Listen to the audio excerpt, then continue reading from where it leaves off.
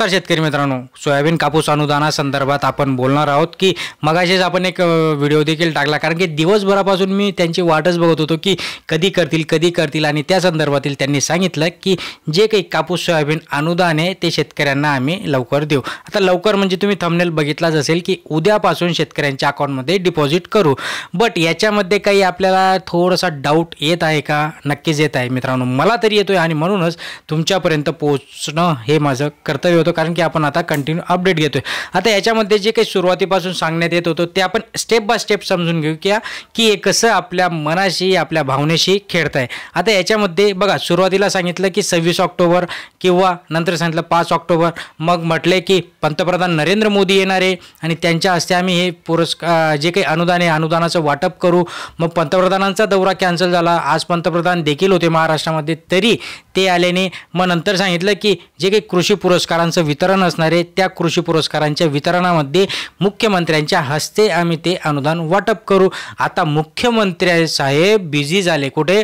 पुण्याच्या मेट्रोच्या ठिकाणी किंवा तिकडे सोलापूरमध्ये, ओके, किंवा पाटणमध्ये. या सगळ्या गोष्टी करत असताना शेतकऱ्यांचा त्यांना विसर पडला. ओके, ज्या गोष्टी महत्त्वाच्या आहेत, ज्या अन्नदाता जो आपला पिकवतोय, जे पिकवलेलं आपण खातोय, ज्याच्याने सगळी सृष्टी चालतोय, त्याच्यासाठी वेळ न होता मुख्यमंत्री साहेबांना, आणि म्हणून त्यांनी धनंजय मुंडेंना तिकडं पाठवलं. धनंजय मुंडे आणि अजितदादा पवार आणि हे जे दोन मोठे महत्त्वाचे म्हणजे मुख्यमंत्री आणि उपमुख्यमंत्री देवेंद्र फडणवीस हे तिकडे बिझी.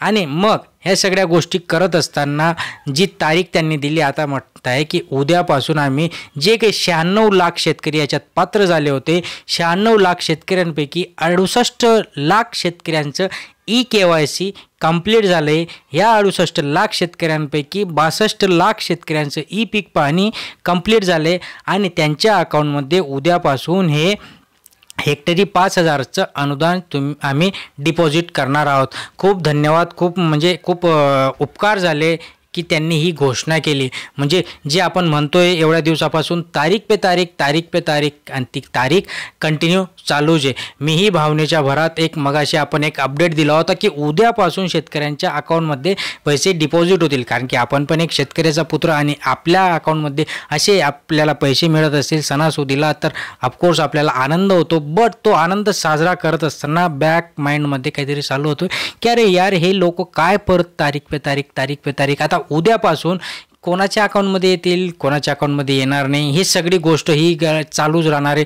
जे काही आपले जसं की 50,000चं अनुदान मागच्या 4 वर्षापासून चालू आहे, तसंच हे अनुदान देखील पुढचे 4 वर्ष पंचवार्षिक योजना करणार आहे का काय, हे सगळ्या याच्यातनं आता आपल्याला दिसायला लागलं आहे. थोडंसं नाराज असताना म्हणजे मी सांगितलं की आपल्याला अपेक्षा होती की हे अनुदान आज मिळेलच शेतकऱ्यांना, बट या लोकांनी जो खेळ रंगवला आहे शेतकऱ्याचा, तो शेतकऱ्याचा खेळ हा यांना नक्कीच महागात पडणार आहे. कारण की जरी आता त्यांना काय वाटते, त्यांच्या डोक्यात एकच विषय आहे की लाडक्या बहिणीचे पैसे आम्ही देतोय ना, मग जी काही निम्मे जनता आहे लाडकी बहीण, ती लाडकी बहीण तर आम्हाला वोट करणारच आहे. ओके, आणि ती त्याच्या घरच्यांना देखील सांगणार आहे. तर नाही, हे साप खोटं आहे. हे आपल्यालाही माहिती आहे की ही योजना जास्त दिवस टिकणार नाही, जास्त दिवस चालणार नाही, याचं आपल्याला पण भान आहे. म्हणूनच आपण या गोष्टीकडे जास्त लक्ष देत नाही आहे. तुम्ही पण देऊ नका. उद्यापासून जर आपल्या अकाउंटमध्ये पैसे डिपॉझिट झाले तर नक्की खाली कमेंटमध्ये कळवा. नाही झाले तर आपण याचा अपडेट नक्कीच घेत असणार आहोत. धन्यवाद.